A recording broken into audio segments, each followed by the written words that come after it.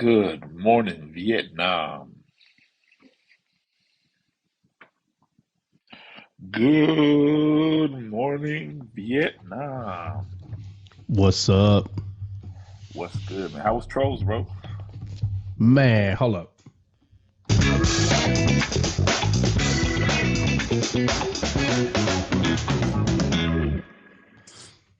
Man, I ain't gonna lie. It was pretty funny. I told you. I told you it wasn't that I ain't gonna bad. lie. I was like, man, I'm sitting right here. I might as well watch this freaking thing.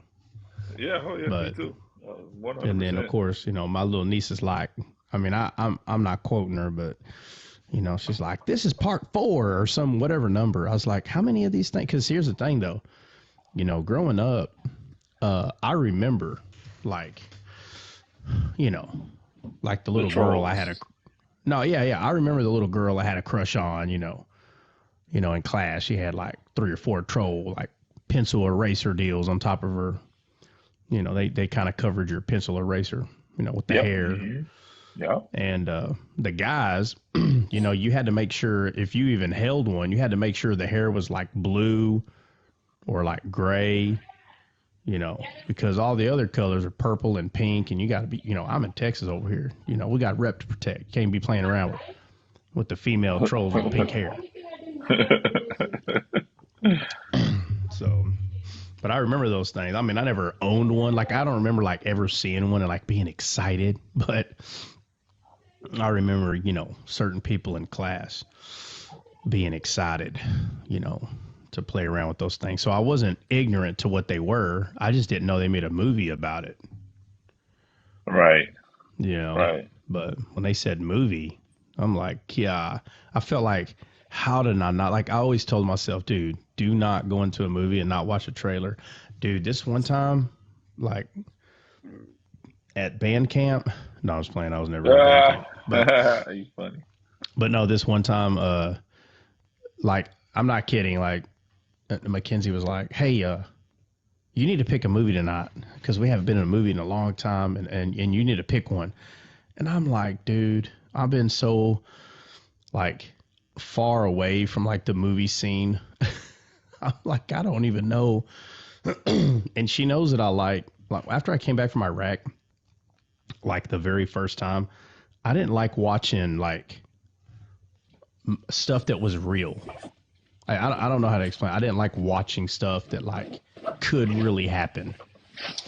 You know, Yeah. I didn't like watching war stuff. I didn't like watching like cop stuff, like stuff that was real and could really happen.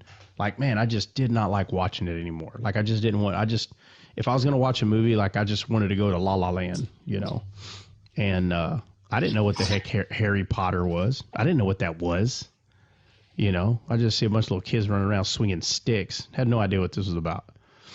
And somebody had told me, he's like, bro, the special effects or whatever you want to call it. It's like, dude, it's so cool in this. And I'm like, but what's it about? And they're like, oh, well, these little kids are wizards. And I'm thinking, what? Like, what? He goes, bro, just watch part 1. Just watch part 1. I said, I'm going to watch part 1. And, uh, and so I watched part 1, all of part 1. And I'm like, bro, I know what this is. So I get it. They're trying to like somehow talk about, wizards and all this other stuff. But let me tell you what they did, bro. Harry Potter literally just went Star Wars on the world, is what they did. That's all they did. They just went Star Wars. That's it. Because Star Wars is not just an amazing movie because of Han Solo, bro. Okay. It's because they have literally invested a lot of money into the soundtrack. And uh, Harry Potter did the same thing, dude.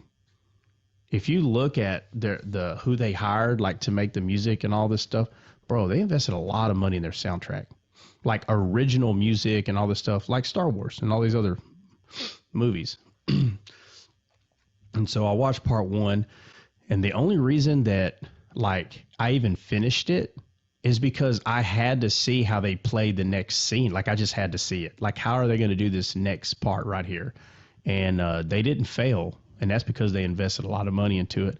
Now, the thing I don't like about it is because it's so obvious what it's promoting. Like, it's just so obvious, and I didn't know anything about it. So I looked into it, and I didn't again, I didn't study this for 12 to 15 hours a day, but I did look into it. And, the person that wrote it apparently did like some serious background on like witches and warlocks and all this stuff and wizardry or whatever you want to call it. And, like put that into the movie and, try to make it as, I guess, sound or be as real as possible. And I'll tell you the part that I was kind of like thinking about literally just kind of turning it off was when there's a part in there, the one that I watched, where the kids are having a class like how to use a broomstick, like how to fly around on a broomstick. Oh, hold on, who's that? Knock knock. Who's there? It's Kill Bill. But I started trying to watch like just different movies, man. I kind of did not like the idea to stay in reality, and it was like that for a couple of months after I come back that first time, and then of course, I slowly but surely kind of progressed, kind of come back to reality. But it just, I don't know, it was just a little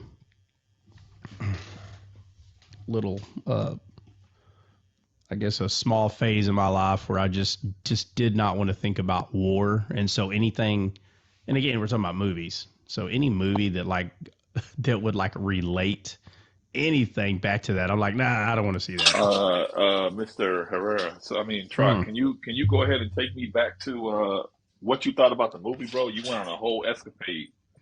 Yeah, What but did I'm you about to think? tell you. Yeah, no, but I'm about to tell you. I'm about to tell you. So, Golly, so this dog now, went around the world. so Boy, boy, I now, went back to 2000. Good Lord Jesus. so, Think well, I about a mean, movie you saw well, yesterday. God, I mean, hey, you're talking about wasting time. I mean, are you done? Are you? Can I finish what I was saying? I mean, how are we gonna do this? Hypocrisy is I mean, insane, bro. I'm just saying, like, no, you're the hypocrisy. Like, you're rushing me. Yeah, you're rushing me, and then you're like, hey, Guy, hold on. bro. Hey, hold on a second. And you're like, let Hey, me waste bro. 5 minutes. I'm And, and, rushing you and to get to a point, but let me waste 5 minutes as I'm sitting here mocking your ridiculous story. And then I'm like, bro, can you be quiet so I can continue? I mean, This guy don't but went yo, into anyway, the depths of how they made Harry Potter. yo, yeah. not So only anyway, that, but so let me wait. start. In Dre's defense, Trot is always saying to everybody, "Well, get to the point. Don't give me the phone. Get to the point." Well, hey, here's the thing though. I already know when I say get to the point, I already know there's not one. So I mean, it's kind of like, Hey, you hey, stiff anyway, necked storyteller. stiff neck, stiff neck. So look, anyway, all that being said, bro, I'm past that. So now it doesn't mean I'm not going to watch like, being in La La Land movies, but now I'm like, I literally could like, watch a war movie now, no big deal. And yeah, no big deal. But so this one, what do I think about it, bro? I don't know. What do I think about that movie? I don't know. I mean, dude, if I was to say, I'll tell you what made me laugh. This is the part I remember. So I knew right off the bat, dude. I knew right off the bat that, excuse me, that one of the main characters was Justin Timberlake. I just know his voice. Growing up and just I just know his voice. It's not. It wasn't hard for me. I don't know how to explain it, but I just knew. And my wife's like, she's like, no, it's not. I said, I'm telling you, that's him. And I swear I didn't look nothing up. I just recognized his voice. And so she looks it up and she's like, that is who that is. And I'm like, okay. Now the rest of them, I don't know who they were, but it was funny because they had, it's a boy band, you know, and every one of them used one of the names of the bands, and it all happened real Hold on, fast. So Try. if you, Are you saying that you had some NSYNC posters up on your wall as a high schooler? Be a honest, don't what? lie. I had what? Yeah, that I is had what? exactly what he's trying to say. He I loves had what? Justin. I had Bye, I bye, had bye, what? bye, bye. I had what? What did you say, Dre? Oh, some posters of Justin Timberlake up in your room. I didn't know that was knows at that Yeah. Justin. voice. He I had knows no that voice. clue, He knows that voice bro. I have anywhere. no, I have Anywhere. I no, know that He, voice hey, he anywhere. do I got a had no distinct clue. voice. I heard him on Saturday Night Live in like an Irish No, accent, and I still recognized him. it is very I, distinct. I'm did telling you. not. I did not know that was Justin Timberlake. My wife had to tell me, like, you know, that's Justin Timberlake. I was like, no way. I was like, I mean, I don't know. I I don't know don't his know. man's Let me voice. let me say this. Hold on. What other cartoon movie is he in? There is something. There's a reason, and it has nothing to do with like him being in a boy band. Like I've obviously I've heard his music on the radio, but I don't know why or how I can distinctly make out his voice. He has to have played other characters, and I'm just forgetting who they are. But through the years, that's the only way that I'd recognize his voice. Like there's no other way, you know. He's had to have played other like cartoon characters because the only time that I would know anything about that guy is that he was in a boy band for real. That's it. And I don't remember which band. I really don't care. But I do remember that growing up that Justin Timberlake was in a boy band. So I know that's a fact. Period. But what boy band? But anyway, the part I was saying is, yeah, both of them, Oz and Uz, the I and the But I do know the name Backstreet Boys. I do know that name. But but the movie, I think it was funny, and there was only one part in there that kind of like made me bust out laughing.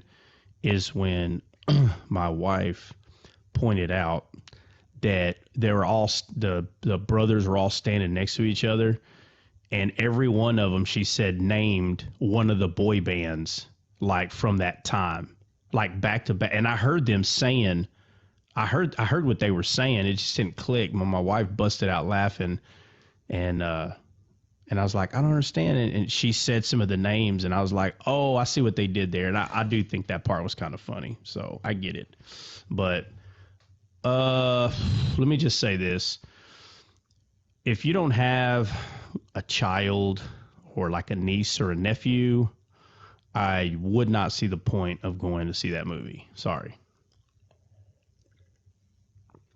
I'm being honest. But What movie y'all talking about? it's called Trolls. Oh, okay. So I sent Dre a text yesterday because Dre was like, hey, what do you think about this passage or whatever? You know, we go back and forth with stuff. And I was like, well, he's like, hey, you know, when you got a second, you know, hit me up about it. And in my head, I'm like, oh, yeah, well, obviously. And then literally my wife's like, hey, you know, and it's just, oh, man. It's like, hey, we're going to the movies I'm just making up a time or whatever. Hey, we're going to the movies at 2. I'm like, yeah, sure. Yeah, we are. Like, yeah, sure are. And I'm thinking, what? What happened?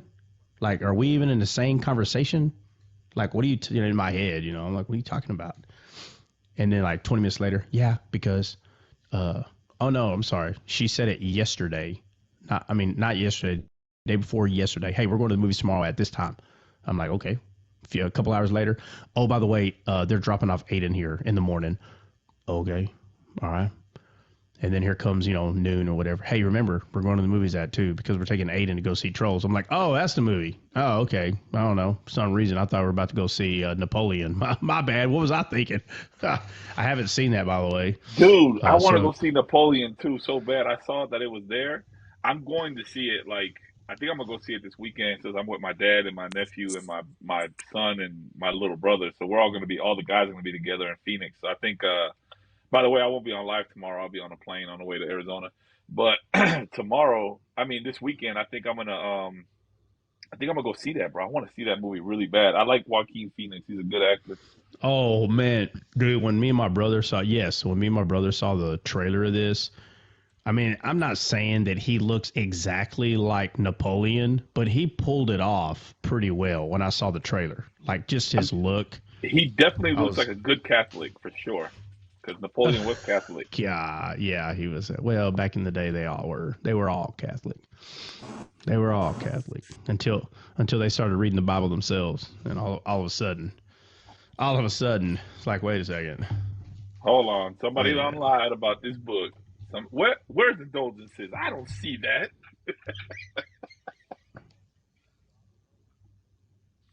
No, I don't When know did what it that come is. out?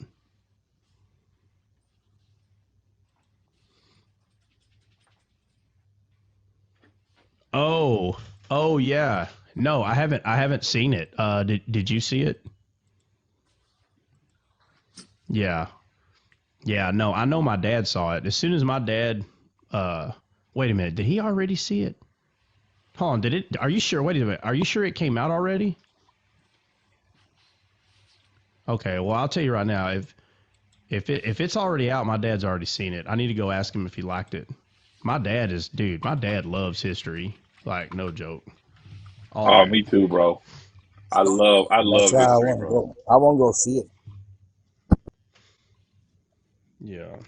Hey, there's a documentary. I should send it to you. Try. It's about 20 minutes long, but it's really really good, and it's about like the destruction of the temple in 70 A.D. and what the Romans had to go through to get to the temple and destroy that. It's funny because one of the things in the documentary they were explaining the three walls. I don't know if you guys are aware of the three walls, but I thought it was so funny because I'm sitting there cracking up. I'm like, three walls? Are you telling me it's three parts? Is it just like, everything we've been studying? Like, you know what I'm saying? Like Yeah. the three sections, the three walls. Yeah, it's Yeah. amazing, bro. It's an amazing documentary. And it's funny because it actually shows you that Christianity was truly hijacked by the Romans and created this thing Bro. called Roman Catholicism. It's very, very obviously clear. And I don't know why people Yeah. can't see this. Yeah, let me say this. I'm glad you brought that up because I was telling Dre something. So there's a buddy of mine. He's a retired psychologist. He heard me talk. He asked. Okay, first of all, he made the mistake and asked me a question about something, and he Oh, was we know talking about about that. how do what? I said, we know all about that. Yeah. Well, so he made a mistake and he asked me a question that he shouldn't have. He should have just kept making statements. Like if I'm having a conversation with someone and they're just making statements like about the Bible, bro, I leave them alone. They're not asking me a question. I don't say, "Well, hold on now," and who would do that are people that open up, certain lives and they want to talk about a very specific Bubba. If you accidentally say something in front of one of them, you're liable to about to get the business, regardless if you ask a question or not, right? But he made a mistake and asked me a question, and of course I gave him the benefit of the doubt, and I made sure that he was asking, and I said, "Are you sure that's not rhetorical?" I gave him all the ways to hop out of that, and he's like, "No, I'm asking you." I said, "All right." So I tell him, and he's like, "Well," and I don't remember how he worded it, but it was like, "Which church father wrote that?" Like he said something like that, and I said, "Do what now?" And he goes, "Yeah, which?" What? And he's like naming these books. He's like, "Yeah, was it this book or that?" And if so, was it in the chapter of blah blah blah? And what? And I said, brother, you're kidding me, right? I said, "There's no way you're serious right now." And he's like, "No, I'm dead serious." And I said, "All right, anyway, so You're so serious right there. he's like, "No, I'm dead serious." And I said, "All right, anyway, You're serious right there. okay, Dre, you literally just had like a bad echo, so I don't know what happened." But anyway, and I'm saying this, what's going on? Mac, you say something? Oh, anyway, and so because of what Dre's talking about, he's talking about, uh, Catholicism, kind of being or the Roman Catholics like hijacked, all this stuff. And he was telling me, and this is my buddy, was telling me how, and it's the same era. He's bringing up the same era. And I just so happened to ask him, and I said, "Hey," I said, "I'm curious. I said, because he's trying to like convert me to, what is it called? It's Catholicism, but it's the Russian one, Orthodox. It's Russian Orthodox. Okay. And he's like, he's trying to tell me that that's what I need to be doing, but he's saying it in a real nice way. Right. And I said, well, I said, I tell you what, I said, if you're infamous wisdom, whoever they are, I said, whoever these guys that you're claiming, the wisest man, I said, what would you call him? And he's like, oh, well, and he might have said Pope or something. And I said, okay, well, who's under him? And boy, he's like, oh, well, this Cardinal 22nd to the 5th power Cardinal with the apostrophe C and all this. I'm like, okay, whatever. I was like, I'll tell you what. I said, I'll challenge you. I said, I'm going to ask you a question, and I want you to go ask your next chain of command, okay? I said, and then I want you to tell him to take it to his. I don't care how far. I don't care if you got to go to Jesus himself. I said, I want you to give me the answer to this. I'm going to ask you a question. Just give me the answer. I said, when Gideon put out the fleece, that whole story, he puts the fleece out twice. I said, I want you to tell me the meaning of this. And he goes, well, I don't know. I said, I know. That's why I'm telling you to go ask your most infamous wisdom personnel over there, okay, in the offices. Go ask them. And if they don't know, go ask the next guy. And you keep asking until one of them can tell you. And so when he comprehended what I was saying, he said, all right. So about 2 weeks later, he brings me a little pamphlet. And this is how I know deep down, that what Jesus did, what he started, got hijacked by the Romans. Just this one thing alone. I just knew it 100%. So he comes up to me, and this is what I'm first of all, I'm not saying I'm 100% correct, because that'd be ridiculous, because I don't know enough about that area, but I can tell you how weird of what this pamphlet, like the way it was being, I can tell it was very weird. And so he shows it to me, and I said, before I look at this, you made sure that 4 or 5 of your most infamous elders, like Santa's elves, like Santa himself, you're sure you want to share this with me. I said, did you look this over? And you have to understand, he didn't look over any of that. He himself has no idea what any of that is, but he's going to trust his forefathers or whatnot, right? So he hands this pamphlet to me, and I read the first fleece. And it's literally said, this is after I have already understood what was going on with this fleece. I knew that I knew. So I'm saying, I want to see what they say about it. And the first fleece was Jesus. And it was spot on. Everything it said was spot on. And I was like, wow. I'm like, bro, I didn't say that to him, but in my head, I'm like, bro, that is spot on. So I get to the second one, and it's Mary. That's what they made the second fleece, Mary. And I said, hold the phone, bro. Hold the phone. I said, I couldn't help it. I busted it, and it was genuine. I didn't like conjure up this demonic, on purpose, like trying to mock him. But I busted out laughing, trot style. And he goes, man, I knew you were going to laugh at something. I said, bro, listen, bro, hold up. I said, hold up, bro. I said, me and you've been friends for a minute, bro. Don't do this to me. I said, don't do this. Don't get so caught up in religiosity that you're going to sit here and tell me I have to lose my sense of humor if I'm not putting, Jesus's fingers in my mouth in form of bread. I said, bro, get off the gas, bro. I said, listen. So I go over and I said, and his understanding, his pamphlet. And I didn't even go to the second fleece at this. I just went over the first one. I said, do you agree with that? He goes, yeah. But he's agreeing because it says it in a pamphlet. And then I said, did you even read this? He goes, no. I said, okay. I said, so that if the fleece is representing Jesus, right? And that means the second fleece is still Jesus. I said, because it became dry. And I went over the whole thing. And he goes, yeah, no, I know. He goes, I know. And he keeps saying, I know. I said, Bubba, that is not what this pamphlet says. But yet he's sitting there agreeing with everything. And he's not lying to me. This dude's not going to lie like that. Let me tell you something about this guy. He doesn't lie just so he don't look dumb and so he can be right. Dude, he don't lie that way, man. See, that's why it's good to, like, when you have a debate, make sure you're having a debate with an honest person. Because you're having a debate with someone who's not honest, you'll never get anywhere. You'll never get anywhere. Now, if you're having a debate with someone who's honest and they just don't want to like hop in a debate with you, I'd rather have that type of person than someone that can't wait to hop in a debate and ready to lie. Bro, we gonna be there all day. That's like asking someone if they can build a house for you, and every day you show up and there ain't nothing done. Like the ground ain't even broke yet. And they're like, oh, yeah, we're getting this done, sir. Don't worry about it. It's been like 2 weeks.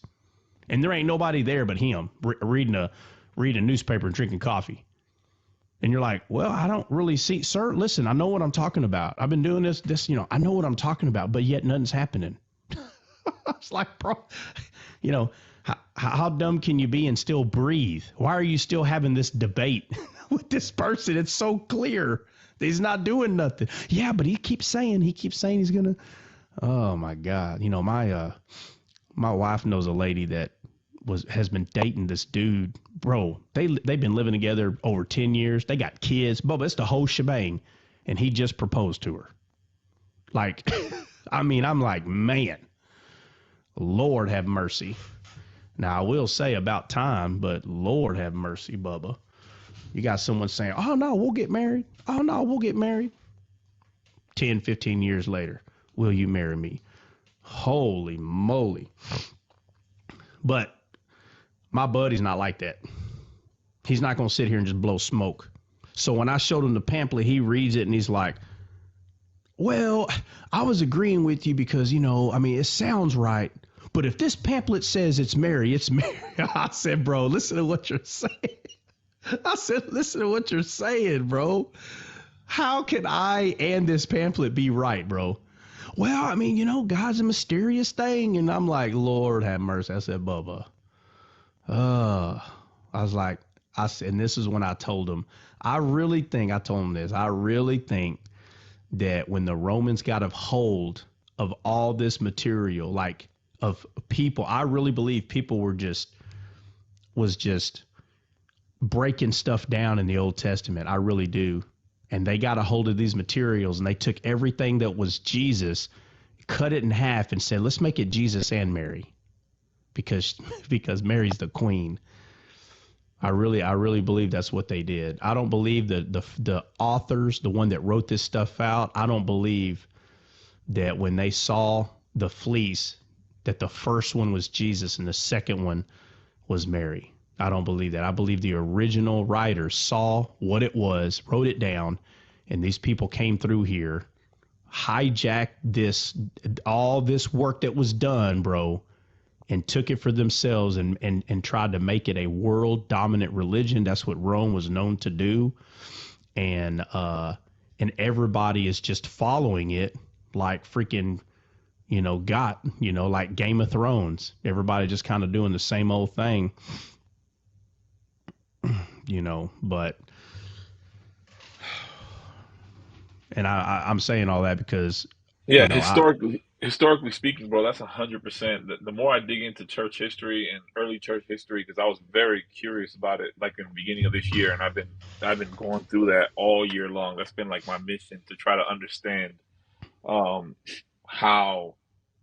Well, in my opinion, right, like how I first saw it was like I want to see how Christianity got twisted into paganism, because let's not sit here and lie to each other, bowing down to a statue, kissing a statue, all this stuff, and acting like a statue bleeds out of its eyes, and saying that like a picture or icon, after you pour oil on it, now it's venerated, and then venerating the saints and all. I was like, where did all this stuff come from? Because I don't see this And even let's like Christianity, Christ was a Jew, so Christianity in the new covenant still comes from the old covenant. So all these things were like forbidden 100%. So all of a sudden now God is like, yeah, sure, go ahead, make statues of humans and kiss them. And I'm like, this can't be right. So in my brain, I'm like, I need to go and study this and see where this came from. And I listen, 100% prove to you that after the Council of Nicaea, when Constantine, who wasn't even baptized according to their own, I'm talking about like the apostolic churches. He wasn't even baptized, so he wasn't even authorized. And somehow he led the first council. You know what I'm saying? Okay, Like, so watch. All right, so watch how is this. this So guy okay, leading a council?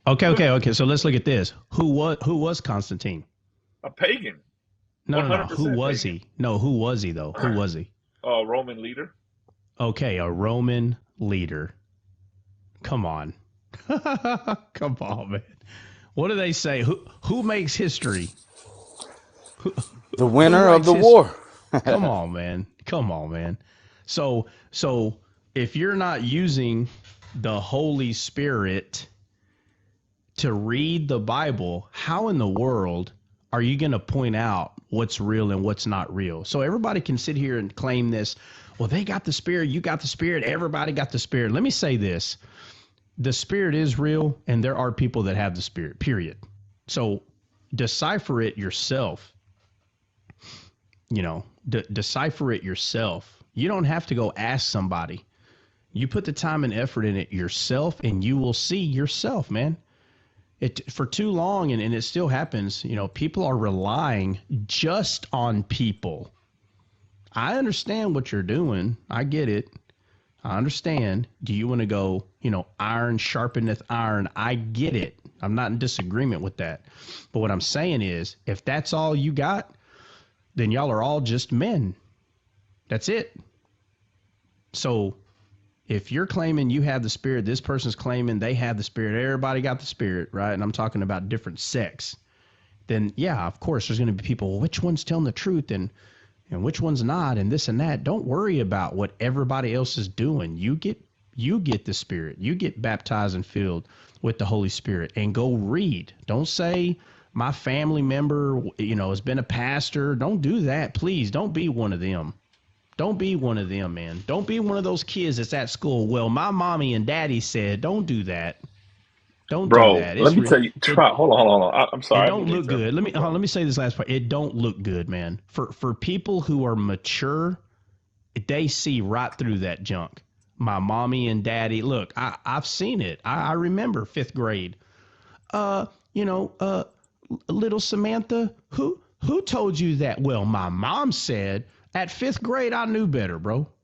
I was like, your mom? What? What's this person talking about? And then so the teacher's like, well, honey, just remember, moms and dads are very smart. And she's trying to be real nice, but she's trying to tell little Samantha that not all moms and dads know everything. That's what she's trying to tell her, and that little girl wasn't picking up on it. I picked up on that probably 3rd or 4th grade. Like, I just knew, bro. I remember that teacher. I feel like saying her name. She was an amazing teacher. But anyway, Dre, I'm sorry, what? No, what I was saying was, you're saying that about, you come up with these excuses or my daddy this and people on TikTok a lot. Like there was a guy yesterday, I was scrolling through some lives just bored, and I seen this guy up there, and the Muslims are like, they're like jumping him, right? They're stomping him out, bro, like gang style, and they're asking him about Ezekiel and the dung. And this guy waffled so bad, bro. And he was like, "So how does that work?" And he was like, "Well, he's like, it's like well, you got to have like interpret like there's context, right? There's context, right?" And he's like, "It's like when a bird poops on your head." I was like, "What the heck did this guy just say? Like a bird when he poops on your head?" And the Muslim's like, "Bro, like he's like, can I get somebody with at least 1% of IQ up here? This is what you guys like. They're doing like the Yeah. whole Philistine thing. Is Oh, this what yeah. you got? Is this your Yeah. best warrior, Yeah. right?" Is And this your, yeah. but no, Is listen, this your champion? but the Yeah. guy's like, listen, he's like, I know what I'm talking about. I've been a pastor for 12 years. And I was like, oh, that just makes this a whole lot worse, brother. That just makes it a whole lot worse, brother. He should have acted like he lost connection and dropped off that live. Golly. Yeah. Crazy, bro. Uh, Crazy. Hey, that movie that Mac was talking about, it's on Amazon, bro. which one? The World War, yeah, that one. It's on what? Amazon. Is that Amazon. is that the 70 AD movie or no? No, the 70 That, AD is that's a documentary. I watch all these documentaries when I'm at work. I just be bored. I'd rather get something in my brain that's actually worthwhile than what is that? What's the name of that? I'll send you the link, bro. It's on TikTok. I mean, it's on YouTube. It's on YouTube. It's Okay, documentaries like History Channel documentaries. I like okay. watching early church history, and that's kind of like I saw the Maccabee ones the other day. I like watching that one over and over again because it's interesting what it's funny because you see like the carnal mind as well because like Judah Maccabee, well, this is before Christ, right? But Judah Maccabee was like, oh heck no, all these Hellenistic Jews are trying to take over and tell our people they don't have to be circumcised. And then here comes Judah Maccabee was like, you know what? I'm gonna fix this. And he started going like basically village to village, grabbing boys and circumcising them. God dang. What? Is Oh yeah, is this Judah. real? Is Oh this yeah, real? no, this is 100% real. This is Jewish Oh history, my man. God! Like Judah What a hey, hold Maccabee. on, hold on, hey, hold on a second, hold on a second. What? So about? I mean, I'm not holding you to this. I'm just curious about what year are we talking here? 163 BC. God, oh my Yeah, because Lord, what boy. happened was no, I was just saying like what happened was like they were the high priest at the time, I can't remember his name, but he kept becoming like a Hellenistic Jew, bro. So the Greeks were coming and they were implementing their whole, homosexual stuff, their self gratification stuff, and they got the first the high priest was Jason. His Greek name was Jason. So, and he was following suit with the Greeks. But there was like the Maccabee Jews were like, "Nah, we're not having none of that. Like, we're not going to fold the knee to the world, basically." And actually, because of them, like Judaism kept alive. Because if it wasn't for the Maccabee Jews, bro, I'm telling you, it would have went all the way down. It would have been so Wow, Hellenized, bro. wow.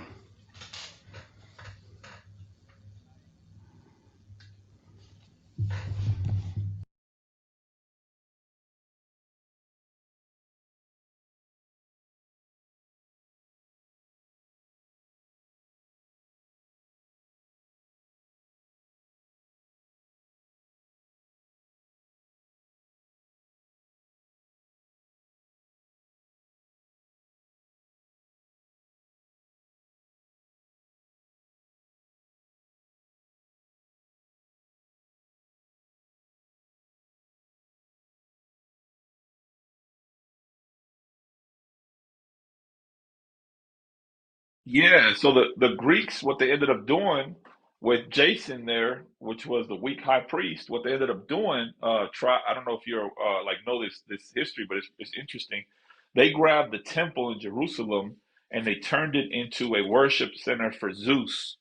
And the Greek emperor himself walked in there and like grabbed pig's blood and started pouring pig's blood all over the temple, which is a huge like offense to God and a huge offense to the Jews, and that's where the Maccabee Jews were like, oh, all right, y'all want to do this? And then Judah Maccabee, which was like the third out of the four out of five brothers, they called him the Hammer. He was like, oh, okay, y'all want to play games? And he started going village by village, just punishing all the Jews, punishing them until they submitted back to the laws of God. Kind of like Jehu. He kind of was a Jehu type brother. That's what he was doing. 100%. That's why I love Hanukkah.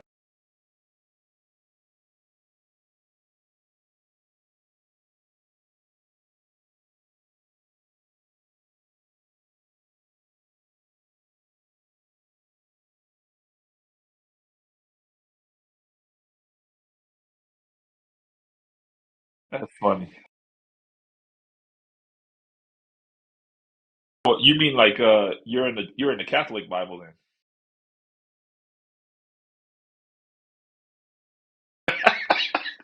Hey, Mac is a Catholic.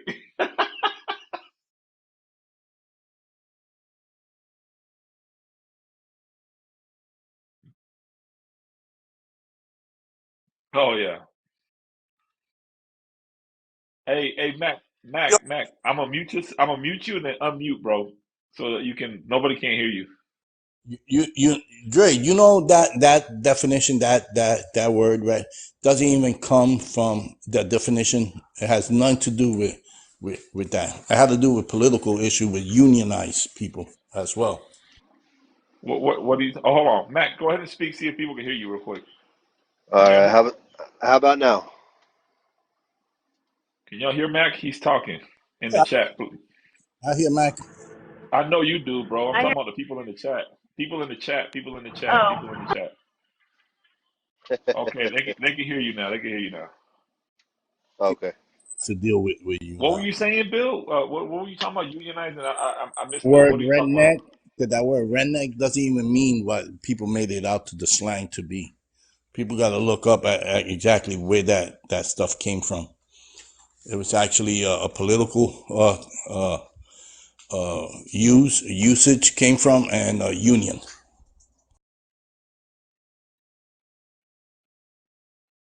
Oh, I didn't know that. I mean, Well, I mean, barefoot hillbilly, whatever they want to call me.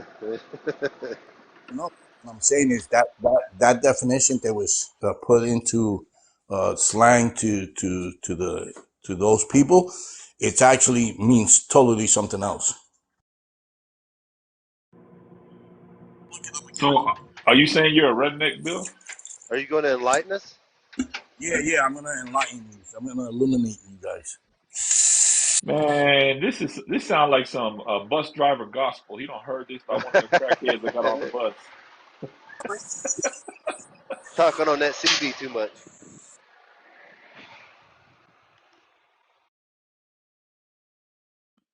Who do the Giants play, Jordan? Bill, who do the Giants play? I don't know who the Giants play, but I know the team that they a scrimmage against is gonna have a scrimmage with them. They tried to play Uh, God. That didn't work out for them. I think the Packers are gonna dog walk y'all, bro. They're gonna destroy us, bro. Let me tell you. hey, can anyone hear me? Yeah, now we could. Perfect. Okay, I was just making sure because like the comments, I don't see any new comments coming up in down there, so I didn't know if maybe I was just like off of here and I didn't. Anyway, sorry. Well, Go ahead. it sounds like you're on a private jet. That's probably why. Out of that, Oh, traffic and giving traffic report. But actually, there was last week, was it this week? There was an update on the app, so we know it takes like 2 weeks to get all the glitches out. okay. All right, just making sure. Big Net, how you doing, man? How them twins doing, bro? I ain't Oh, heard your bro, they're voice in a little bit. amazing, man. They're getting bigger. They're taking after their daddy. How's the weather where you're at, Dre? Has it gotten colder or? No, where I'm at is warm. It was like 70 yesterday. It was real nice. It was real nice in the way Trump says it. It was Real real nice. nice. It was real nice. Well, It's I'll tell you right 62 now, the where I'm weather. at right now. Oh yeah, that's nice right there. Well, it's real nice right here where I'm at right now. Not right now, but right now. Hey, The Ryan, weather. do you got that nursery draped with purple and gold? Oh, yeah, dude. I got Mother Mary all over the place, bro. Not Mother Mary, bro. I was talking about the Vikings. I know. I know. But you He know, said, I bro, got like, Mother Mary. you know, hey, you got to be careful with them colors, bro. Those colors, man, they mean something in that religion, bro. Hey, I'm not that familiar with the religion, bro. To be honest with you, I didn't even know that was a thing. Well, hey, like Mac, bro. I was born and raised, so dude, you know, when I go to my men's group, they're like, yeah, a lot of us are recovering Catholics. I was like, hey, man, I'm recovered. I ain't recovering. I'm recovered. Recovering Catholic, recovering Catholic, a recovering Catholic. Catholics. yeah, Yeah. yeah, Dude, if Catholics, yeah. Catholicism is right, I don't. Is right. He said, I want to be wrong. Yeah, that's right, bro. No, yeah, no purple and gold. No, I don't want to. If they could root for another team and not be disappointed every year, man, I'm not gonna hold that. I'm not gonna hold that team's curse over them. They can hopefully choose a better team. Shoot, all the teams I root for, I'm disappointed every year. The Anything but the basket. Cowboys, Bubba. Anything but the Cowboys, Ryan. Anything but the Cowboys. Hey, I'm gonna tell you a guilty truth, bro. When I was younger, man, like 8 years old, 10 years old, right in there, I was wearing cowboy gear, bro. I ain't gonna lie. Your parents were We smart all people. did. We all did. And we Parents are got very wise. It's smart like, people. dude, back in '95, man, when they beat the Steelers, bro, I was like, I Yeah, want that cowboy gear, bro. don't worry, Yeah, man. buddy. Man, Ignorance is bliss at that age. there Ignorance is was bliss one at that age. year. They even had like this. Like Walmart had it. You had this little cowboy helmet, cowboy shoulder pads. Uh, Yeah. you remember all that? So Yep. my mom and dad bought me some, and my cousin's mom and dad, they bought him some. Dude, and we were just trashing each other. And this wasn't even like real gear. Yep, that's exactly what we had, Mac. And then me and my little brother, he had the Viking stuff. He had number 1, for Warren Moon, and I Yeah, had Warren number Moon, 8 for baby. Troy Aikman. And then we would go in our backyard, and I would pummel him. I would rock his world, bro. So yeah, man, that was that was some good memories. Bad part about that stuff was, it just fit real loose, right? Because it's obviously not real gear. But bad part about it is when you was running to hit each other, and like all your movement bounced your helmet off, and like you smacked the other person's helmet or shoulder pads or something. That sucked. Yeah. Yeah. Well, I started, I think I started at 7, I think. I played football when I was little, so I had real pads, real helmet, and those guys would come over to the house to hang out, and they'd have that stuff they bought at the store, and I just knew, like, no, something's wrong with that. Man, I used to smash them up, dude. I was wearing real stuff. All right, so there's a poll. Let me say something real quick. So there's a poll. I don't know who put it out, probably Jordan, his infamous poll. He's the only one that's – okay, so there's been about 5 or 6 people poking the bear here about me uploading, and I'm gonna have to. I have to do this pretty quick because there's a lot of them there, and so do we need to sick the women after trot to upload? The options are yes, we need.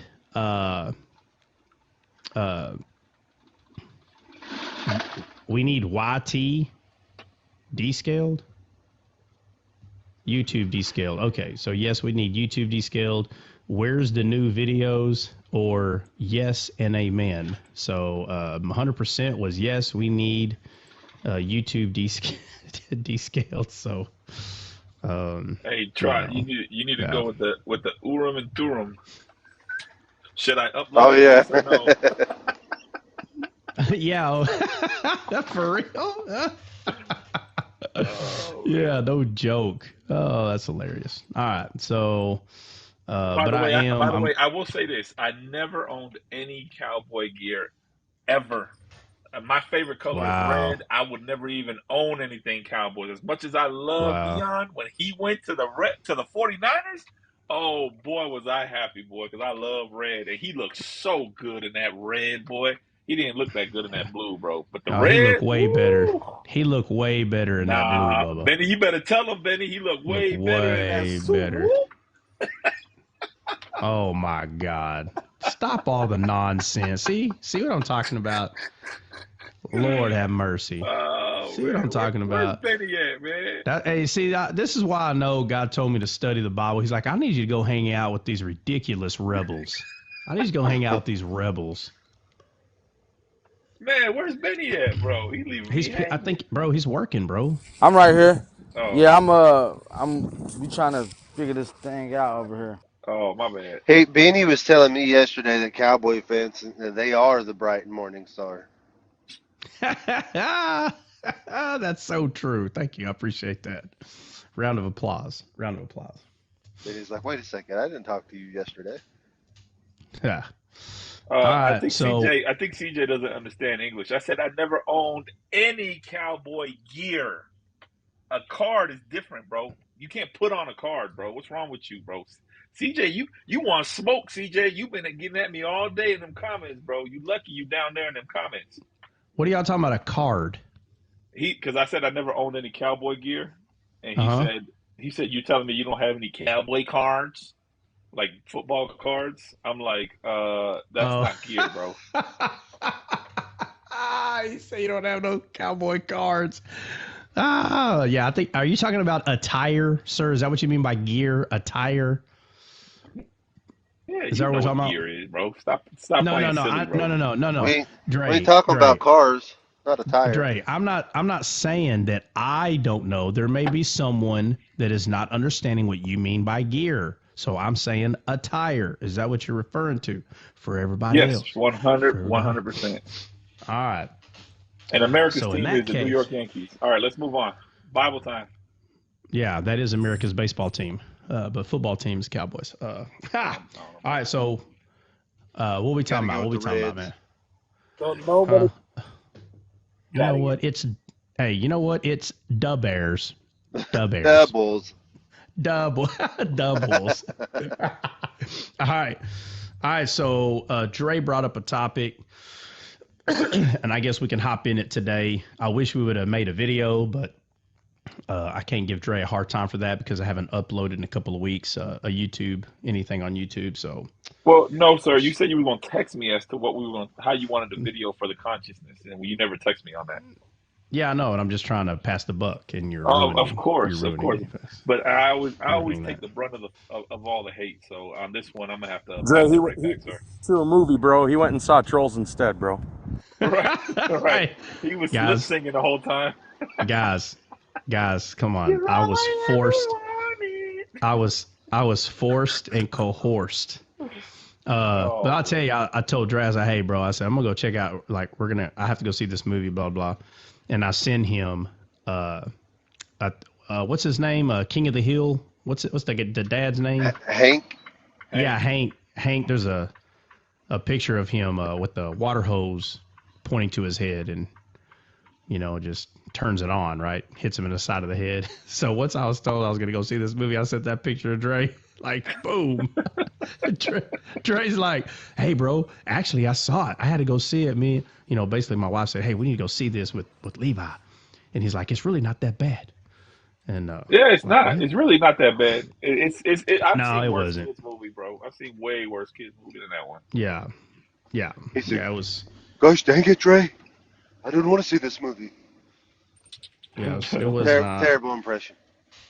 Yeah. No, Oh, anyway, because let me say this real quick because I digress. We keep digressing, and half of it's my fault. The other half is everybody else's. But anyway, I told you that the heifer was telling me, hey, it's your turn. You need to pick a movie. Bro, I don't know anything about movies. So I get on the list, and I'm like, oh, my God. So, dude, I just literally mini, miny, mo picked one, bro. Like, I'm not even kidding. I was just like, all right, this one. I do not remember the name of the movie. If I have to look it up, I will. And I'm going to say right now, I'm not even kidding. I've seen a lot of movies. This is the worst movie I've ever seen in my life. what was it This about? movie was, I'm going to have to look it up. Let me look it up real quick. It's like let me just say this, man. When I saw the previews, I was just hoping that it was okay. I'm not saying the previews looked okay. I didn't see the previews and go, oh, man, I can't wait to see that. There was nothing that I thought was good. Let me just say that. But she said, we're going to the movies, find a movie. So I'm like, I don't know what that means, but I'll pick it. So let me see if I can find it. In the trailer, there's like this guy going like to do his destiny. Like there's this destiny thing. It's like a fantasy movie. Okay. And in the trailer, you see him like the creature that I'm talking about kind of resembles Groot in the Galaxy movie. What is that called? The Galaxy. Guardians of the Galaxy. Yeah. Yeah. Okay. Yeah. So in the Guardians of the Galaxy, Vin Diesel, his voice is the voice of Groot. I am Groot. Right. Okay. So you in the trailer, you see this guy using an axe or something, and he's like trying to hit this being, and it's like real like tree like foliage type thing. And that's all I remembered seeing in the trailer. And I'm like, all right, we'll go see it. And I am not kidding you when I tell you, man. It might have been in 2019. Let me see. All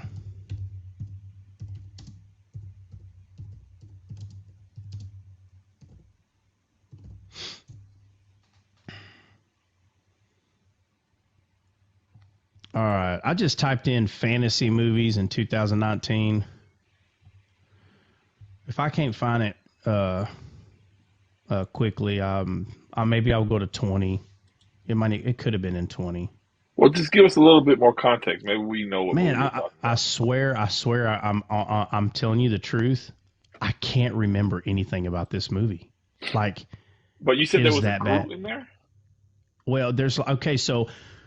Wait a minute. I'm glad you said that. Okay, so this guy that's on this mission, I don't even know what kind of actors. No, I don't recall none of these people, man. This is probably a B movie that made it to the freaking the theaters.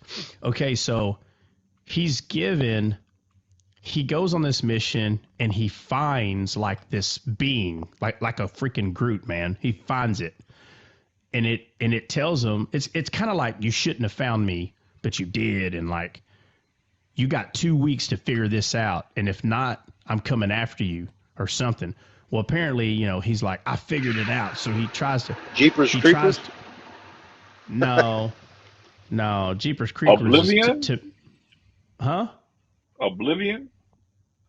What is that about? Tom Cruise is in it, so you probably would remember. No, bro. There are no main actors in this movie, bro. No. Oh, no. Okay. So, yeah. He went to go see a drive-in theater movie. It was bad. It was bad. I'm looking for it though. Let me see if I can find it.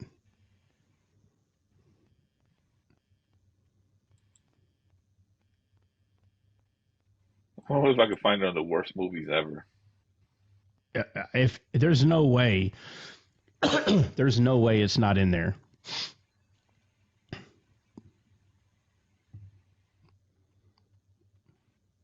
I'm going to see if I can type in. So I'm looking in 2000, bro, it could be 21. Okay. Forgive me. I mean, I'm telling you, the experience was so bad. I'm all over the place with this. And I'm telling you, I'm not kidding. The heifer beat me to it. When we walked out of there, she's like, that was the worst movie I've ever seen. And I'm like, yeah. And I said, and I hate that I'm the one that picked that movie. Like, I mean, I just can't believe, I don't understand why they even let that in the theater. Like, that's how bad it was. Why did you pick it? Well, what made you pick it? I don't recall the exact reason, but I'll tell you that what I do remember is when the guy that I'm talking about, you've already been forgiven 77 times. What movie? I'm late. Okay, Victoria, I don't know the movie, but I'm trying to give the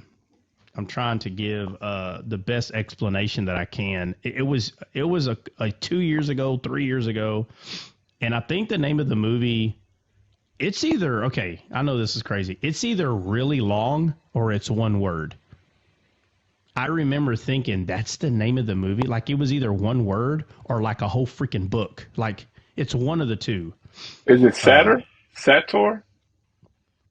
2019? What is it? What do you see? I'm telling you, I don't remember. It says, sounds about right, just because I don't know nothing about this thing, and it says one of the worst movies. It was a June. It says he first came. No, wait, that's not the. This movie was on my radar for a while. No, where's the thing that talks about the movie?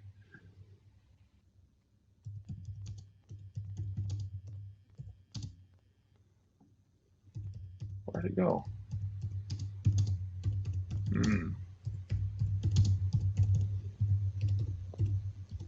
It says, secluded in the desolate forest, a broken family observes a sad or a supernatural entity who is attempting to claim them. I don't know if that's it. What is it? Give me the name of the movie. Is it a horror movie? I don't think so. I don't recall it being a horror movie. I don't know. Maybe it's ain't it. It says, well, it's spelled Sator. Sator. Yeah, it came out in 2019. It talked about like some kind of supernatural entity. It looks like a Groot looking thing. Yeah, no. Okay. Let me say this, bro. Like the year. Is somebody eating pork rinds? I swear to God, I just hear a pork rind. It sounded like it. Bro, that was me. I'm sorry. Pork rind. Chicharrones. Okay, Satar, bro. There is a man holding a like 2023 pin, bro. This thing is taking place in like 1500 or like 1200. Whoa, like so, it's not. No. There's a lot I didn't say because it's just coming to me slowly, dude. Bro, I'll tell you right now, if I bring up this movie to my heifer, she's probably not going to feed me all week. Silo? Disaster strikes when a teenage Cody comes to mix it with a green. Nah, it can't be it. I don't know. What is it about? Nah, there's no supernatural being or nothing like that. Oh, this movie Cherry was so bad. Oh my God. Cherry? Yeah, that's not what we're looking for though. All right. I hope we're not boring. Jude, I'm the king of digression, Jude, because because we were gonna get on that topic, and then I said, nah, he didn't listen to you, Drake, because he went and saw Trolls, and now we're talking about movies. Yeah, guys, I'm sorry. I shouldn't even have brought up this ridiculous movie. Maybe I just need it. Oh, that was my fault. I'm taking the blame for that one. I'm taking it. It's all you. Nah. It's all you, Ryan. It's all Ryan's fault. All right. Let's do this. Let's That's hey, Dre, I'm gonna find it and I'll let everybody know tomorrow or next week what it is, just so y'all can see the trailer. And I'm telling you, don't get hooked just because there's like one cool part in the trailer. The only thing I remember is seeing this guy, and it might not have been an axe. I don't know what it was, but he's like attacking this tree or whatever. And I was like, okay, there's going to be some action. No, there's not. It's just that one part that lasts 30 seconds. That's it. And they make it look like, they put that in the trailer. We need a topic. I thought Dre was going somewhere talking about the Maccabees. No. Hey, is that it? No, that's cartoon. No, this is real movie. This is not a real cartoon, movie, bro. What are you talking about? Oh, okay. Hold on a second. Hold on. Let me make it bigger, bro. Hold on a second. This looks like a big old axe he's running with. Bro, that's sci-fi. Those are not real people, bro, in that picture. Oh my Lord. Okay, you know what? Go to the Bible, please. Yes. Well, Hold on. Bible. Let's go to the Bible. I think Jude is absolutely 100% Yes. correct. What was the topic, Dre? The topic was consciousness. Messing with people's consciousness. Yeah. Yeah, we're gonna talk about conscience. Almost fell back to sleep. Man, be quiet, Brenda. Come up here with that trash. Come up here with that. If I had a gun, Bro, that the crazy, the Brenda. projectiles. You don't mess with crazy Brenda. I know, Brenda, coming up here with all that trash, dude. If I had a gun that shot rubber bands, I'd be shooting like a whole bunch of them towards Brenda. I don't know what area you're at, Brenda, but I'd be shooting them right now. Hey, watch your language. Language. All right. So, yeah, Dre brought up a few days ago that him and his dad were having like conversation about the conscience, and he brought up that, hey, you know, that'd be a cool thing to discuss, and we discuss it all the time, but we've never like went into depth about it. But it's very, like, the Bible makes it evidently clear, man, that conscience is a huge, it plays a huge role in like everything that we do, and how we counsel people, or how we talk to them, and things of that nature. How, you know, how a person is viewing something based on their conscience is different than how you're viewing something based on your conscience, right? So there are some families that they think it's okay to just scream at each other and just act like complete imbeciles and fools, like they're animals, like wolves. And that's normal. That's how they were brought up. That's how they do it. That's how they choose to live life, is that way. Well, guess what? If that's not how you live your life, that doesn't mean it's okay for you to tell them, hey, you're not supposed to live that way. Well, first off, you're not. That is true. But if that's what you choose to do, and they're not asking for your advice, just love them anyway and shut your mouth. It's not hard. I don't understand. It's not hard. You know, if you know those people's parents and you say, hey, how come y'all don't live like that, but they do? The parents may say, heck if we know. We don't ever act like that. I don't know why they act like that. You're never going to understand why people act the way they act. But what you do need to understand is, are you the one messing with their conscience? Is it you? If people love to eat bacon, I'm talking 10 pounds a day. We know you should not be eating bacon like that. 10 pounds a day. You might as well eat 10 pounds of Oreos a day. Matter of fact, you might as well take a 10 pound bag of sugar and make sure you consume the whole thing every day. I mean, where's the line at? Everybody has their own line. Some people say, hey, I don't calorie count. Okay, what do? I just eat 3 meals a day. How big are those meals? None of your business.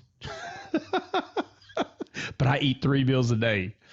And then you tell them to finally break it down. It's like 3,000 calories each meal. So you eat 9,000 calories a day and you burn 5. Amazing.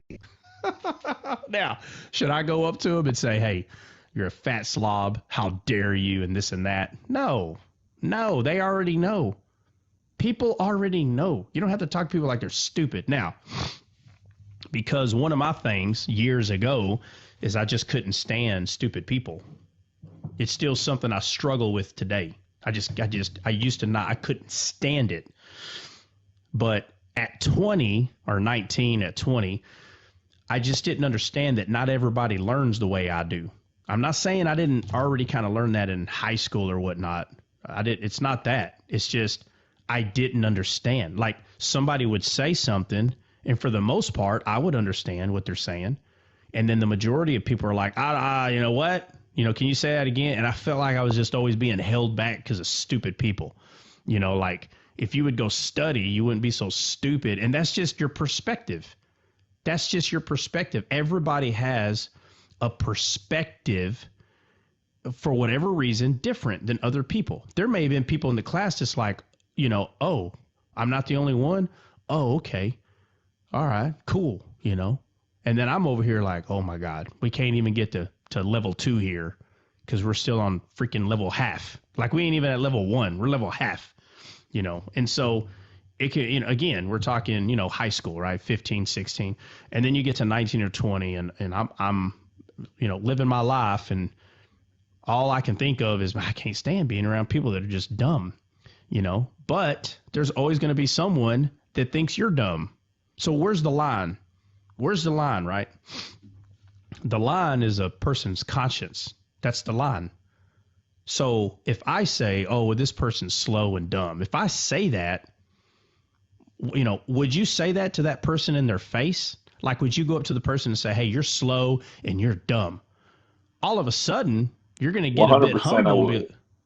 Well, I'm saying, but all of a sudden, you're going to get a little humble, and you're like, well, no, I'm not going to tell them that. Why not? When you walk into a room,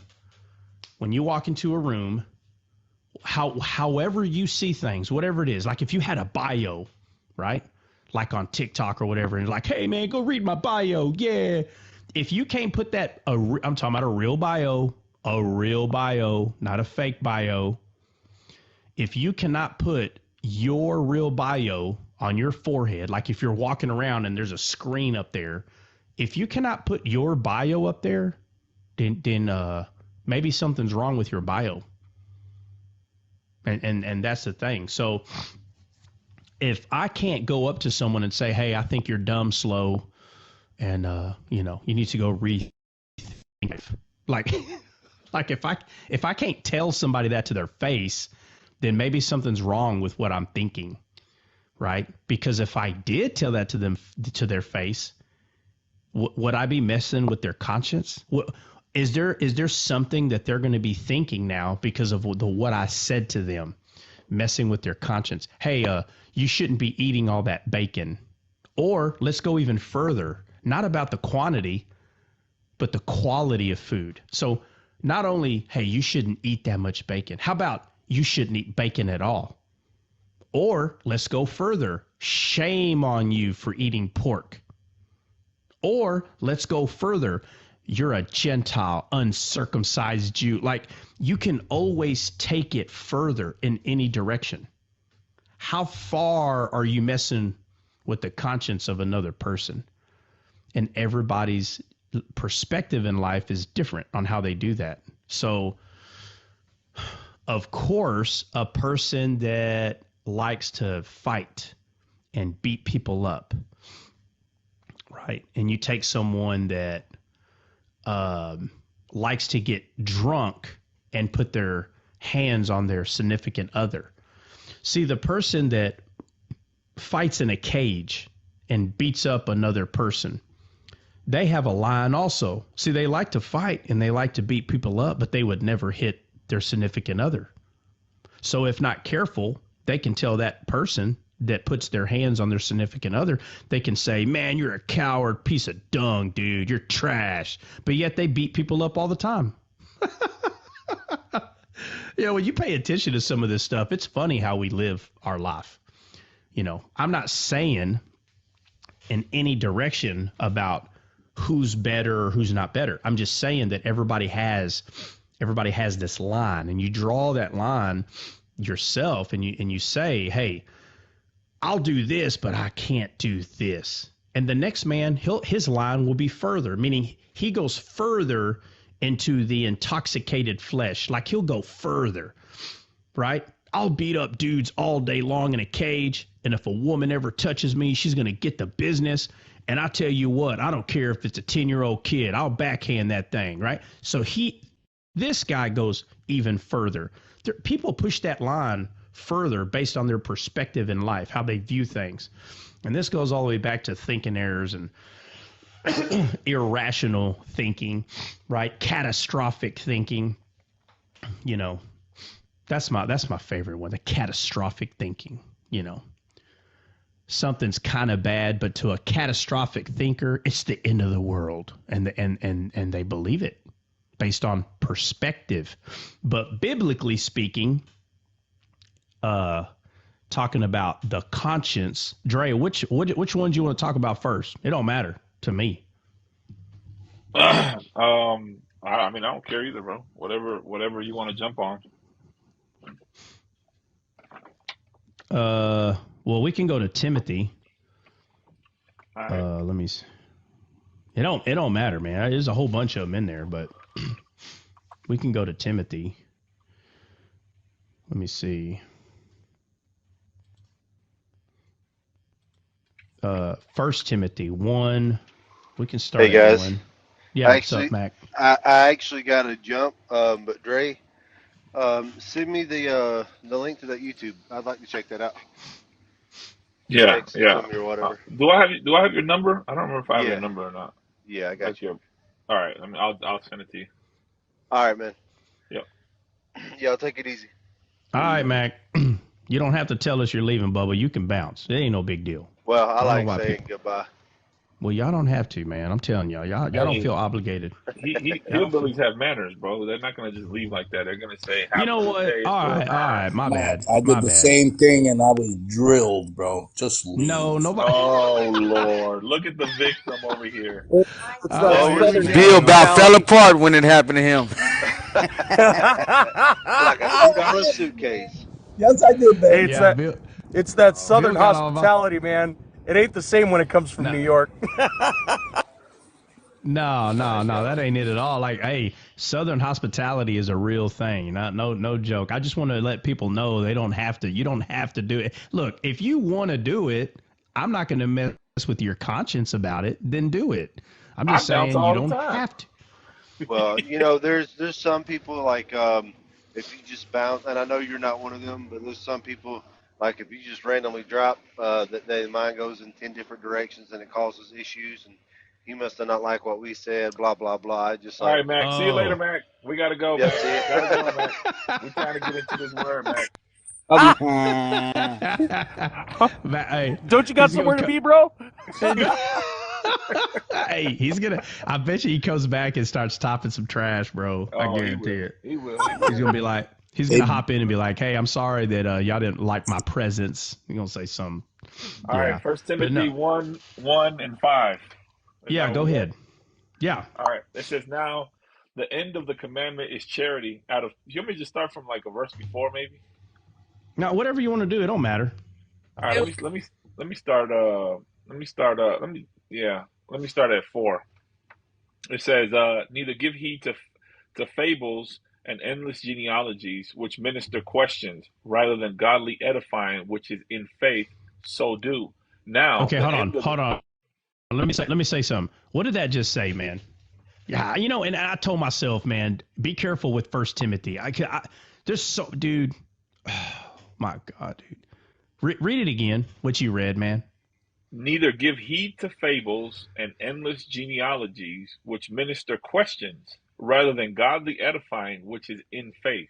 So do. Watch. Well, hold on. Which minister questions.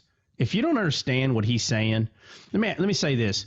If all you have is a bunch of questions, that means you're not getting it. It's so true.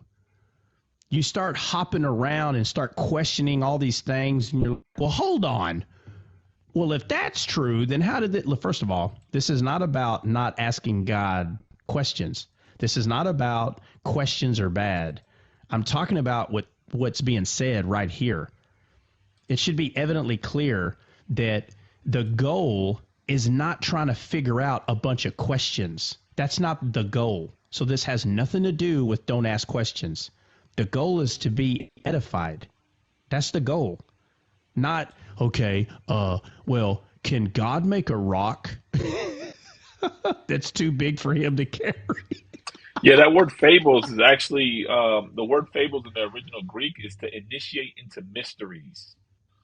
So, Okay, like, watch that. Yeah, yeah, to initiate into mysteries. So when you start getting into like, wow, so I wonder if angels are 20 foot tall, and 2 hours go by, and all you're discussing is how tall angels are.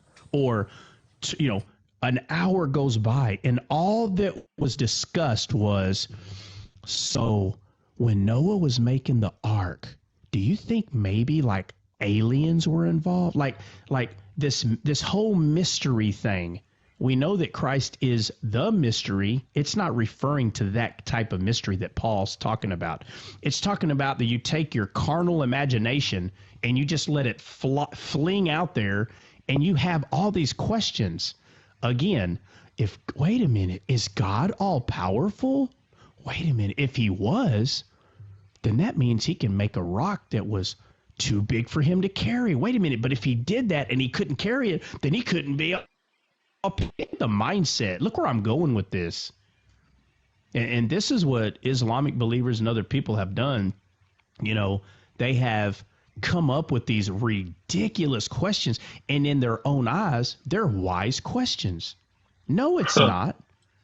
No, it's not. God did not get you to think about whether or not he's strong enough to or powerful enough to make a rock that he can't carry? That question did not come from God.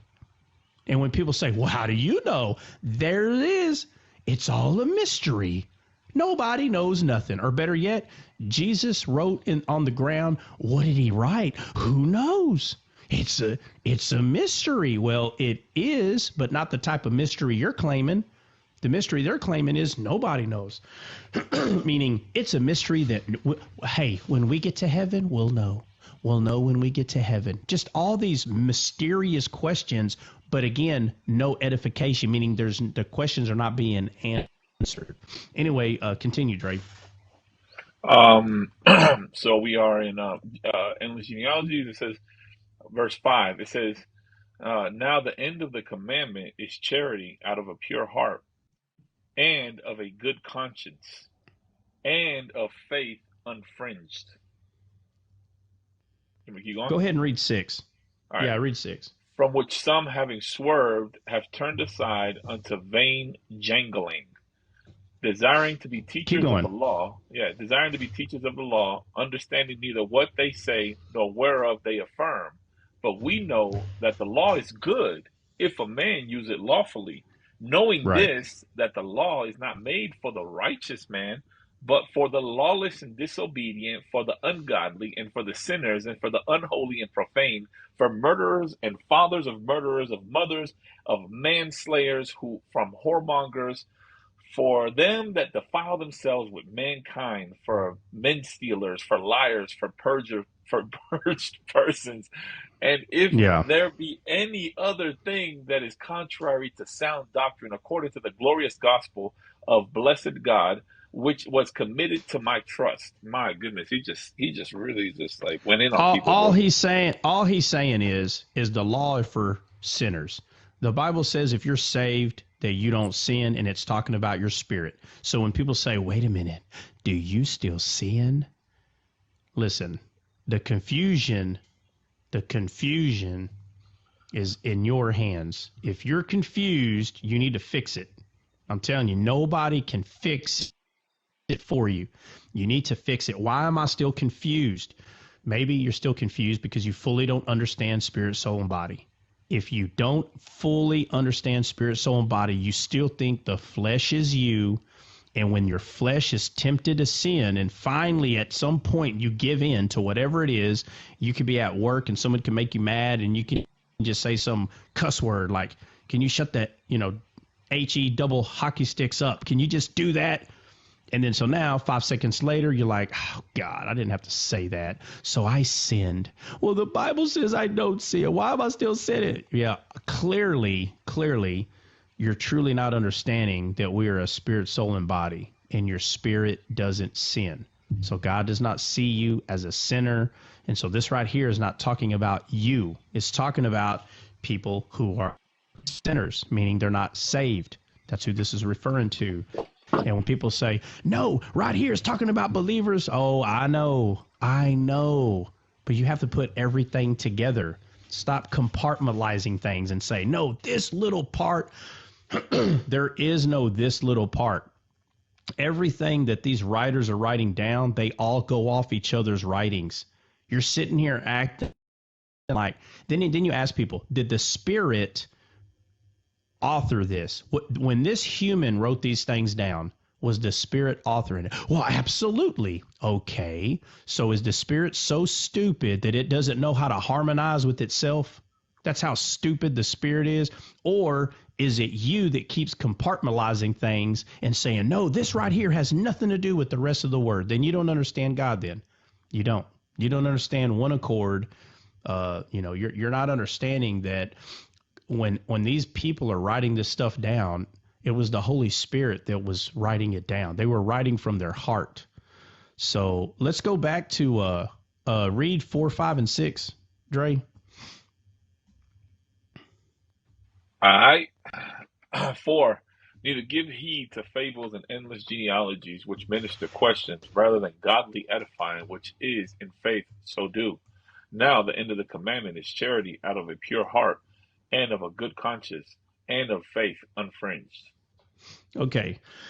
Let me just say this. So Love never fails. That's charity. But charity is God's love, right? That means giving with a good conscience. So if your conscience is not clear, so let's say they're passing the plate around at church and you're putting money in there, it doesn't matter the reason. I don't care. I don't care if you're like, man, I got a bill that I still got to pay. And if I put this money in there, I can't pay the bill. And if any of that is going on, you're not giving out of charity. You're not giving with a clear conscience.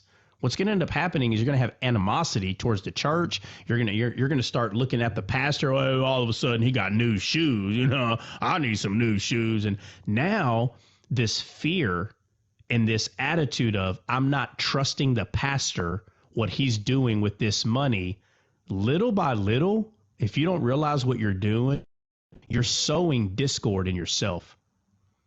And before you know it, the temptation of you gossiping about the pastor is going to come to pass because you don't know how to have a good time.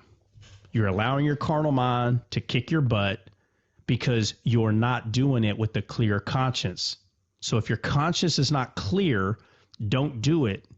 Now, if someone and that's just talking about one thing that I've seen people do, that their whole focus ends up being the pastor. Well, you're taking my money, man. And they haven't learned. They don't understand. They don't understand when the Bible says that God loves a cheerful giver. It's like you have to take somebody back to like 5th grade because somewhere along the way, they never understood words. Like the language has still not clicked. They don't understand that words have a meaning. They don't understand that. And you can see it. It's so clear because when they hear cheer, they hear you make yourself cheerful even though you're not. That's what they hear. But if you go look up the definition for cheer, I'm going to go look it up and we can look it up in the Greek. Can you look up that verse, Dre? Yeah. That God loves a cheerful giver. I know it seems irrelevant, but it's not. They harmonize together. So charity and a clear conscience, this all goes to that. It all goes to that. So 2 Corinthians 9:7. I'm going there and I'm gonna pull up the Greek. Yeah, pull up the Greek. Look at cheer and just read the way it explains it. And I'm just gonna look up cheer,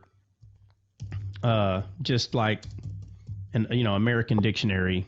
No big deal. So cheer, I'm going to read, it's, how it always gives a couple of examples. So it says shout for joy or in praise and excuse me, or encouragement. Thank you. Sorry, apologize. And then number 2, it says give comfort or support. And then it gives you it says she cheered from the sidelines. And then it says he seemed greatly cheered by my arrival. And then we go to the noun, a shout of encouragement or cheerfulness, optimism, or confidence. So notice the words it's using. So cheer is confident, optimism. Cheer, it says, he seemed greatly cheered by my arrival. That means the person was happy or in joy when the person arrived. So nowhere in this definition does cheer mean fake cheer. It doesn't say the word fake in front of it. It's just the word cheer. So cheer, you can't lie about it. You can't lie about being cheerful, is what I'm saying. You can lie to everybody else. I'm saying you can't lie to yourself. You're the one that knows if you're in cheer or not. You're not supposed to put money in a plate and with a smile and the whole time you're lying. Are you not understanding what you're doing to your conscience? I don't think people are understanding what they're doing. So you have to bring some people back to like 5th grade and look, it says God loves a cheerful giver. I am in cheer when I give. No, there's no way because you hate the pastor because he has new shoes. There's no way. You're lying. You're hurting yourself and everybody else. What's the Greek there, Dre? So it's G2431. And it means hilarious, which means to perpetuously or to be merry, hilarious. It says prompt to do anything, joyous, cheerful. So It's not something that you just feel for a moment and then later you're like, man, I shouldn't have gave that money. Yep. Yep. Cheer is not it's not fake cheer. It doesn't say that God loves fake cheer. That's not what it says. It says cheer. So I've used this example many times because I don't think people are comprehending what the heck it's talking about. If Dre's like tells me like, hey bro, come down and stay the weekend. You know, we got a little shed out there, bro. It's made up, bro. Come stay the weekend and we're gonna do some man stuff. I'm like, cool. All right, let's go. So I go down there, stay the night, and let's just say that the whole house and the neighbors can hear me just, I don't know, rocking out, dude. I'm just jamming out in there. And, you know, a couple of days go by, you know, and he's like, man, bro, I'm glad you're leaving. I'm like, why? It's like, God, dog, we were happy to have you. We ain't slept in 2 days. He's like, oh, man, well, I was going to stay the rest of the week. Oh, no, you're not. My cheer just left, Bubba. You needs to go. My cheer just left. Because God loves a cheerful giver. If you're no longer cheerful, you're messing with your own conscience. We're talking about cheer, meaning joyful and happy. If you're not joyful and happy anymore, you needs to go. So what people do is they flip this around and say, oh, brother and sister, God loves a cheerful giver. Look what they're saying. God loves it when you fake it, when you're cheerful. That's not what it says. That's not what it says. It doesn't say that you're supposed to manipulate people to force. How can you force cheer on someone, man? I don't get this. It's so easy. I don't understand this part here where people use the Bible and say, God loves a cheerful giver. You're messing with the person's conscience. They don't feel cheer. You don't go over there and make them. How can you make someone feel cheer? If someone tells you, I'm not happy, and you go, yes, you are. You're going to wave your hand like you're a Jedi? Yes, you are happy. Come on, bro.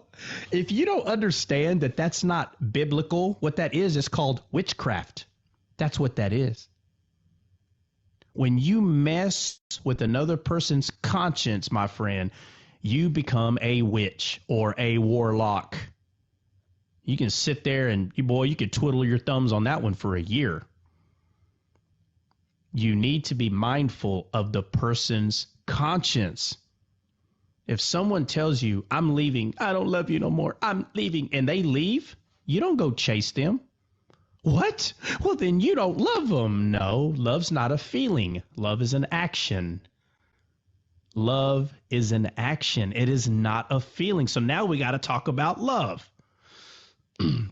because that's misunderstood. So we chase them.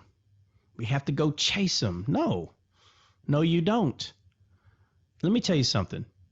If people run out on you and they leave you, you should know if they're going to miss you or not. You should know. I don't know how else to say it. You should know. What kind of person were you to them? First of all, nobody's perfect. I guarantee you they can think of something. Well, let me tell you the 2 things this person did. You're like, oh, how long were y'all together? Oh, about 3-4 years. Oh, 3-4 years. And you can come up with 2. Wow, that's a long list. Woo, man. Boy, I bet you somebody will come right behind you and goes, let me show you my 2 pages of the person that I left. You know, but if someone leaves, you know, the old saying, man, if the bird flies away and doesn't return, there's a reason why. But if the bird flies away, you know, and you let it go and it comes back, you know, they talk about it's meant to be and all this other stuff. But I'll say this. If a person says, I'm leaving, and they come back, all you got to do is ask them, hey, can I ask, why did you come back? They'll have 2 pages that they've been thinking about. And the 2 things that they just hated so bad about you, it doesn't add up. It doesn't add up because after a while, they're not understanding why they left. And they come back because they missed something. See, a person will never go back to something that there's nothing to miss. So, with that being said, why try to manipulate someone to stay with you when all you have to do is rely on who you are as a person? Why? Why are you trying to manipulate them? Why are you messing with their conscience? If you were a decent person, maybe not just decent, but amazing, their own conscience will tell them that. They don't need you to chase them down like you're 14, 15 years old, your first boyfriend or girlfriend, acting like a fool in front of everybody. Be an adult and just ask yourself, why would this person leave? Why? You're like, I don't know. I know for a fact my conscience is clear. Okay, so if your conscience is clear and they want to go into their belly, then you just tell them, to the belly may you go. That's all you got to do. That's what God does. He will give you over to a reprobate mind. That's what he'll do. It's up to them. And that's how everything else should be. You don't have to mess with the conscience of someone. Because when that person comes back, they came back because they missed something. But if there's nothing that they miss, you can blame yourself. They can't think of one thing. They got 2-3 reasons why they left, and they can't think of one reason to go back. Bubba. You need to go to counseling at this point. Like, there's no self-awareness probably. Like, you're not understanding that nobody wants to hang out with you. Nobody wants to be your friend. And you try to chase and make everybody your friend. So I'm just pointing out things that we can all relate to because we have friends, we have family, we see people leave. We see this stuff happen all the time.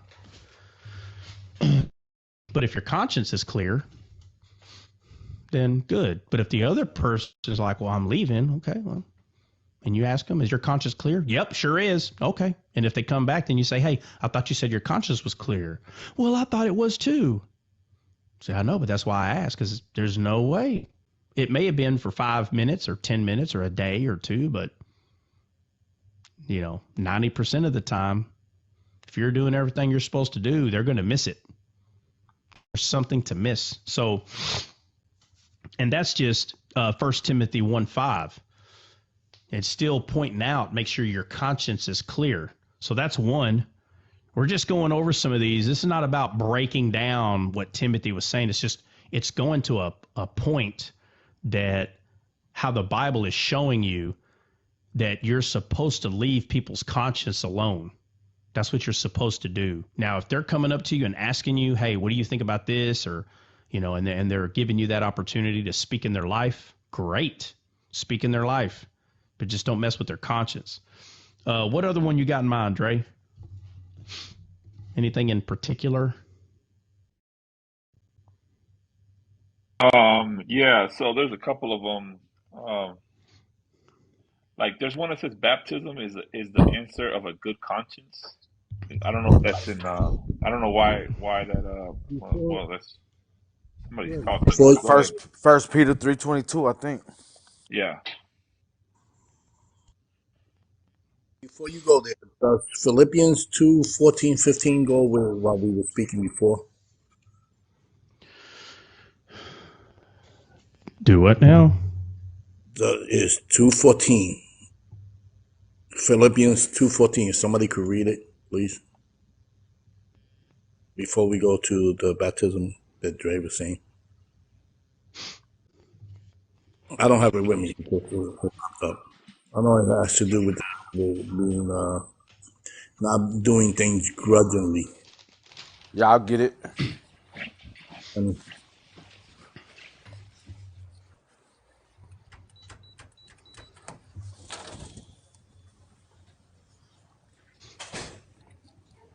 Yeah, Abel said without murmuring or complaining. Yeah, and that goes right back to what we're talking about. Well, don't tell the children of Israel that, because boy. Boy. All right, let me see here. Let me see if I can do the shuffle real quick.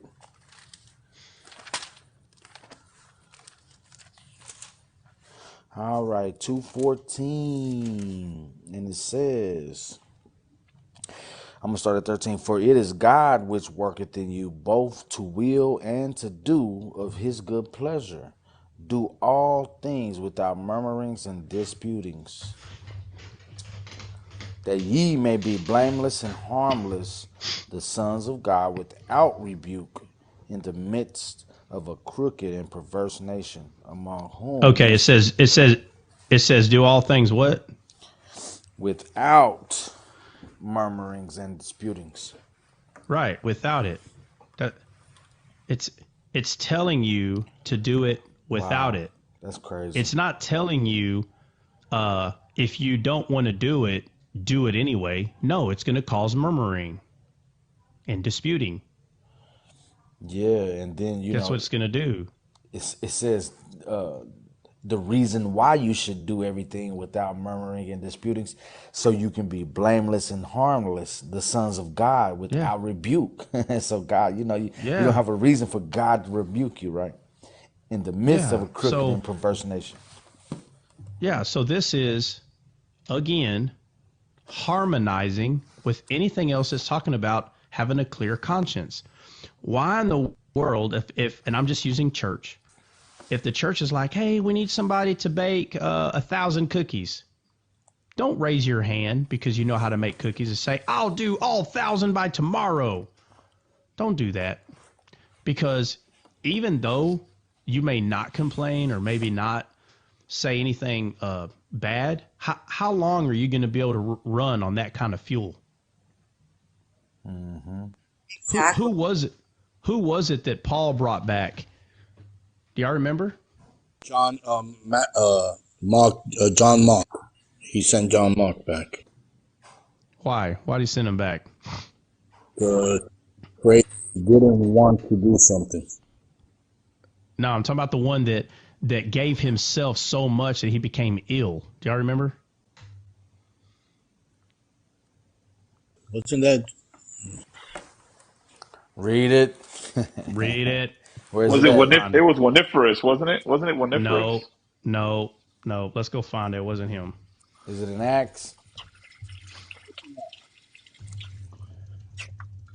By the way, Let me let me see say this while we're talking about this same subject. I learned this pretty quick after my first tenure as a full time pastor, that I was getting pulled and drugged, and I was like, bro, listen, it was too much. And then when I went to my second tenure, I was like, I am not falling for that trap again. And I got criticized for it. It was like, oh, he must not really love God. He doesn't really love the church. He doesn't really love the ministry because he's basically not killing himself doing every little event that we have planned out. And I was like, man, I don't really care what y'all got to say. I already been there, done that. That's that But yeah, they'll do it to you, That's bro. that manipulation. Yeah, it's Timothy, but I can't find it where Paul's talking about it. Oh, is that where he made him like drink wine for his stomach and stuff like that? I think, but it talks about him. Paul's describing why that he had to bring him back. And I want to say I want it to be worded. Unc said, "Are you talking about Onesimus?" Woniferous. That's what I said. I said Yeah. Woniferous. That's the one he sent back because he was ill and then he ended up dying from the illness as well. No, I'm talking about Timothy. Let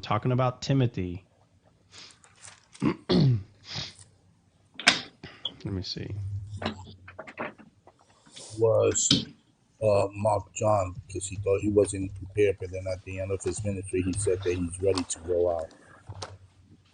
Well, let me say this. I could be wrong, so I apologize. I just, for some reason, That's what I'm in my head. I'm about to debunk you right now. Give me a second. Well, I believe it's Timothy.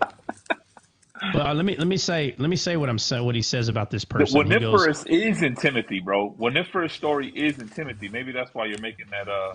Okay, well that's okay. But the person that I'm talking about, Paul says basically that it kind of sounds like the guy wasn't eating, he wasn't taking care of himself, so he had to come back to Paul, and Paul had to like revive him in some way. Yeah, I think that's Woniferous, bro. Well, let me see. Man, get out of here. truck like that. No, it's this dog making all that noise, bro.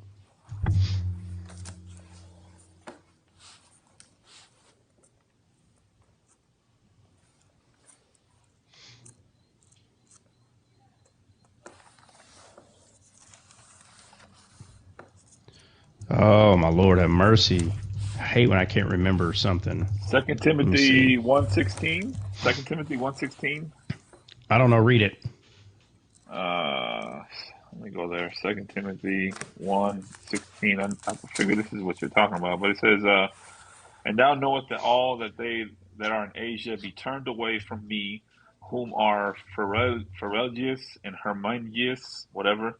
The Lord give mercy unto the house of Winifrus, who oft refreshed me, and was not ashamed of my chain, but when he was in Rome, he sought me out very diligently and found me. And the Lord grant him that he may find mercy on the day of whatever. But maybe I mean, I know Winifrus is the one that got sent back and he was sick. He might be in 419 as well.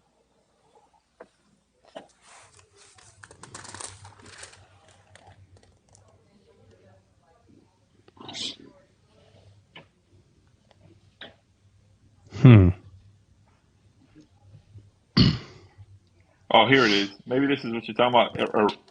Erastus. Erastus. He said, salute to Priscilla and Aquila, the house of Winifrus. Erastus abode in Corinth, but Thormius have I left in Maltum sick. Do thy diligence. I don't know. This is apparently there's a lot of people getting sick. Yeah. Agape put Philippians 2:25-30. Okay, go check it. I'm looking for it too, man. I That's can't sweet. stand when I can't remember. This is 2:25, Philippians 2:25. It says, "Yet I suppose it necessary to send you to Epaphroditus, my brother and companion in labor and fellow soldier, but your messenger, and he that ministered to my wants, for he longed after you all, and was full of heaviness, because that ye had heard that he had been sick. For indeed he was sick, nigh unto death, but God had mercy on him, and not on him only, but on me also, lest I should have sorrow upon sorrow. I sent him therefore the more carefully, that when ye see him again ye may rejoice, and that I may be less sorrowful. Receive him therefore in the Lord with all gladness, and hold such in reputation, because for the work of Christ he was nigh unto death, not regarding his life, to supply your lack of service toward me." Yeah, that's not the one I'm talking about. I mean, he said in Timothy, he said, drink no longer water and use a little wine for thy stomach's sake and thy often infirmities. No. Listen. When you're reading this, what you're going to hear is it sounds like this person gave themselves so much they stopped taking care of themselves. So I'm not talking about wine. I'm telling you what it's going to sound like when you're reading it. That's kind of what I just read. That's what it sounded like. What I just read. He exhausted himself. Taking care of Paul. Go back. Read it again. Maybe I just missed that part. Let me see. Who's the person that you're referring to here? Let me see. Apodosius. Was it Epaphroditus? What was it? Philippians what? 2:25-30, but toward the end is where you start getting down to the nitty. I mean, I'm there if you want me to read it. Go ahead. So verse 25 says, "Yet I suppose it necessary to send you after whatever his name is, my brother, and companion in labor and fellow soldier, but your messenger, and he that ministered to my wants. For he longed after you all, and was full of heaviness, because that he had heard that he had been sick. For indeed he was sick nigh unto death, but God had mercy on him, and not on him only, but also on me, lest I should have sorrow upon sorrow. I sent him therefore the more carefully, that when ye see him again, ye may rejoice, and that I may be the less sorrowful. Receive him therefore in the Lord and with gladness, and hold his such reputations. Okay, that sounds about right, but I recall Paul saying that Paul like revived him himself, and I just don't hear that in there. I just don't hear that. Unc said Acts 27:33. I'm nowhere in the scripture, so that's why I'm Acts going. 27. So somebody Acts do that. 27 30, what? 33 to 37. All right. And the word of God says, and while the day was coming on, Paul besought them all to take meat, saying, this day is the 14th day that ye have tarried and continued fasting, having taken nothing. Wherefore I pray to you to take some meat, for this is for your health, for there shall not an hair fall from thy head of any upon you. And when he had spoken this, they took bread, and they gave thanks to God in presence of them all. And when he had broken it, he began to eat. Then they were all full of cheer, and they also took some meat. And no, I don't think this is it, bro. They were No, fasting that's not and it. working. Yeah. The one that Agape, the verse that Agape gave sounds the closest.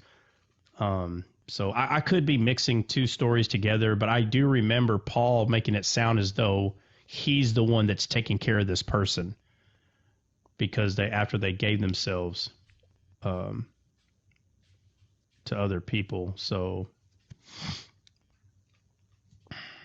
man, dude. All right, I guess I'll just leave that one alone. But if anybody finds something similar to that, I mean, throw it in there. But what verse did we read? Which one were we reading? The for conscience or whatever? Second, we were moving to a new one. We were moving into like the baptism, the consciousness of baptism. Hey, somebody look up what Blue is saying, Timothy and Silas. I mean, because it could be that. I mean, if somebody wants to look into that. But where are we at, Dre? We were about to read. I think it was First Peter. Was it First Peter, Benny? Sounds about right. First Peter.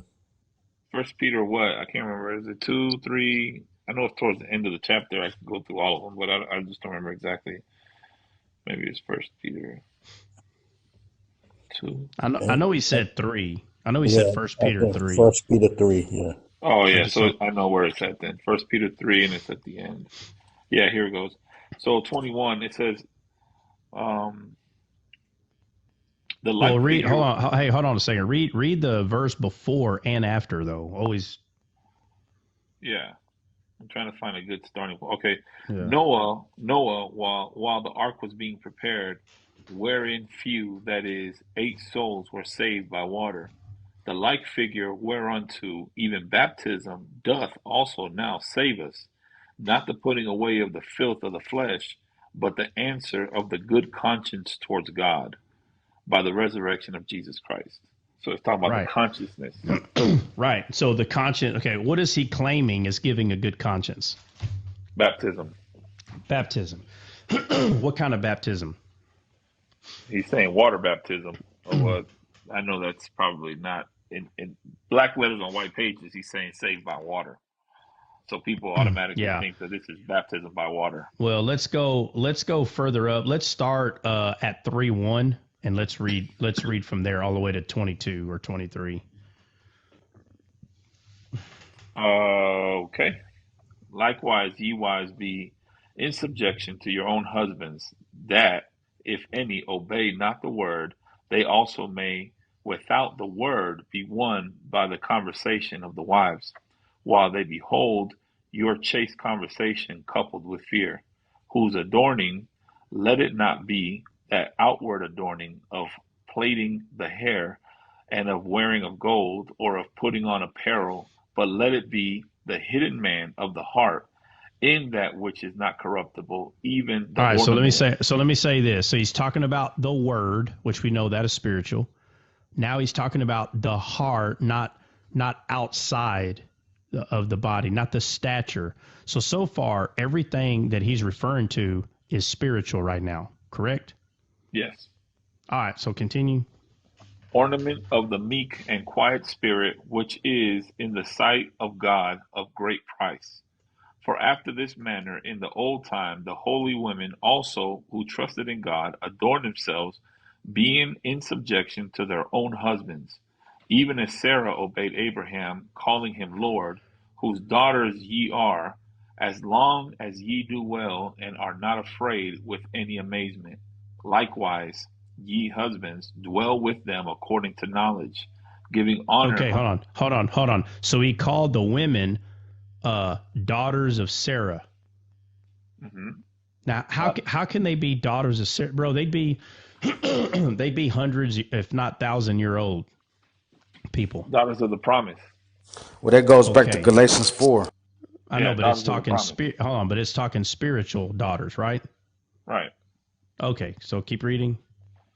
Likewise, ye husbands, dwell with them according to the knowledge, giving honor unto the wife, as unto the weaker vessel, and as being heirs together of the grace of life, that your prayers not be hindered. Finally, be ye all of one mind, having compassion one of another, love as brethren, be pitiful, be courteous, not rendering evil for evil, or railing for railing, but counterwise blessing, knowing that ye are thereunto called, that ye should inherit a blessing. For he that will love life and sees good days, let him refrain his tongue from evil, and let his lips that they speak no guile. Let him eschew evil and do good. Let him seek peace and ensure it. For the eyes of the Lord are over the righteous, and his ears are open unto their prayers. But the face of the Lord is against them that do evil. And who is he that will harm you? For if ye be followers of that which is good. But if ye suffer for righteousness' sake, happy are ye. And be not afraid of the terror of their terror, neither be troubled, but sanctify the Lord God in your hearts, and be ready always to give an answer to every man that asketh you a reason of the hope that is in you with meekness and fear, giving a Okay, so good he said, hold on here, and where is this all supposed to be located? your heart. Your heart. So we're still talking spiritual, right? Okay, go ahead. Yep. Yep. Giving a good conscience, that whereas they speak evil of you as of evildoers, they may be ashamed that falsely accuse your good conversation in Christ. For it is better, if the will of God be so, that ye suffer for well doing than evil doing. For Christ also has once suffered for sins, the just Okay, for the all right, unjust. hold on. He said it'd be better for what? It'd be better if the will of God be so, that ye suffer for doing well than doing evil.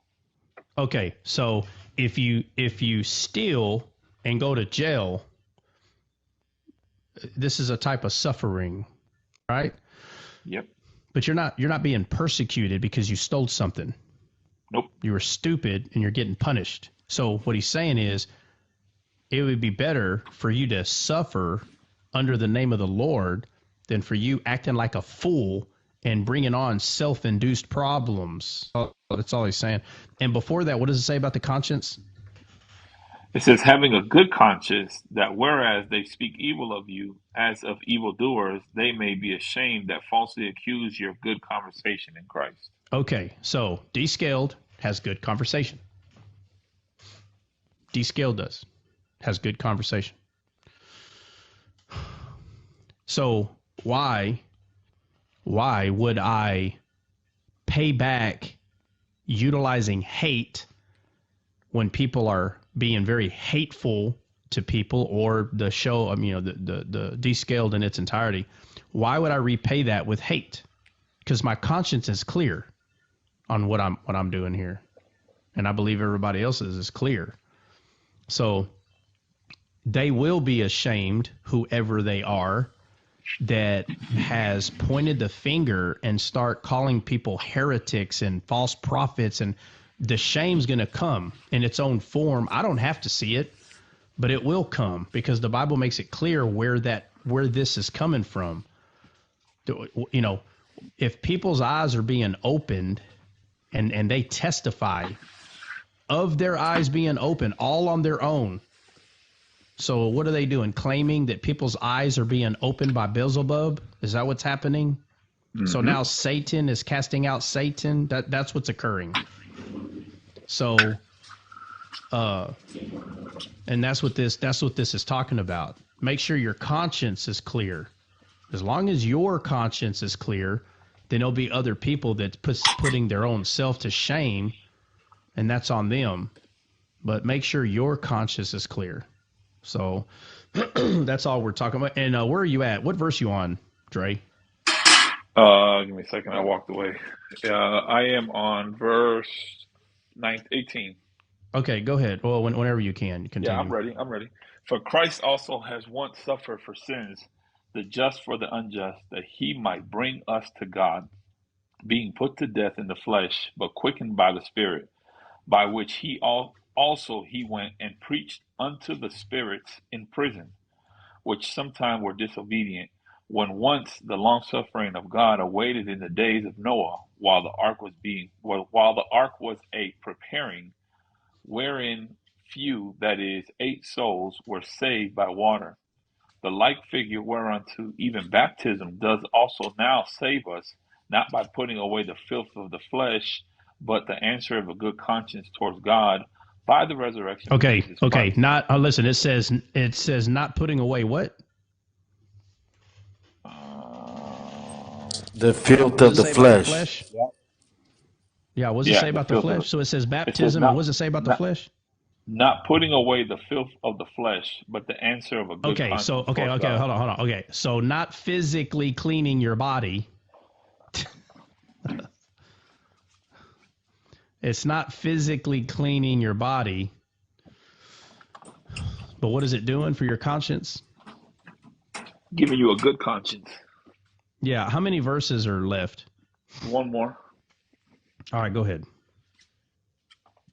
It says, who has gone into heaven and is on the right hand of God, angels and authorities and powers being made subject to him. Yeah. So this whole thing, like literally 90% of it, is referring to spiritual things. That's what it's referring to. Now, let me ask you this. In the Old Testament, it was a physical water.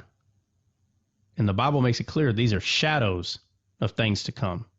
So to say that it stays physical, right, is something else. Everything that's being talked about pretty much here is all spiritual.